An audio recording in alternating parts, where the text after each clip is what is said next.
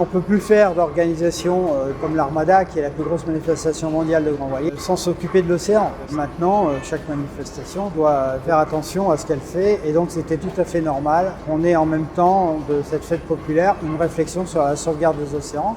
Donc on a fait un partenariat avec Sorbonne Université dans un but de faire des choses très populaires. C'est assez naturel que la plus grande université européenne de sciences marines s'associe au plus grand rassemblement de voiliers dans le monde qu'est l'Armada de Rouen. Et pour nous, c'est une occasion exceptionnelle d'aller au contact du grand public et de parler de l'océan, de parler des merveilles de l'océan, de donner des clés de compréhension sur l'océan d'aujourd'hui, mais également sur l'océan de demain, puisqu'on sait que l'océan est en train de se transformer.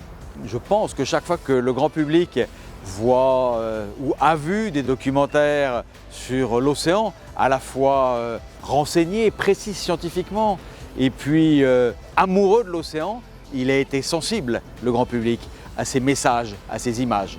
Et je pense que nous, universitaires, universités comme Sorbonne Université, nous sommes capables d'apporter des motifs d'émerveillement et donc de sensibilisation aux changements liés au climat, liés à la biodiversité que nous observons actuellement dans l'océan. C'est un engagement ou une nécessité, je dirais presque citoyenne, d'arriver à faire partager le produit de ces recherches au plus grand nombre. C'est très difficile, ça demande beaucoup d'énergie, mais je pense qu'aujourd'hui c'est parfaitement intégré dans l'esprit de nombreux chercheurs, cette double nécessité de l'excellence scientifique et on pourrait dire de l'excellence dans la médiation, les relations avec le grand public.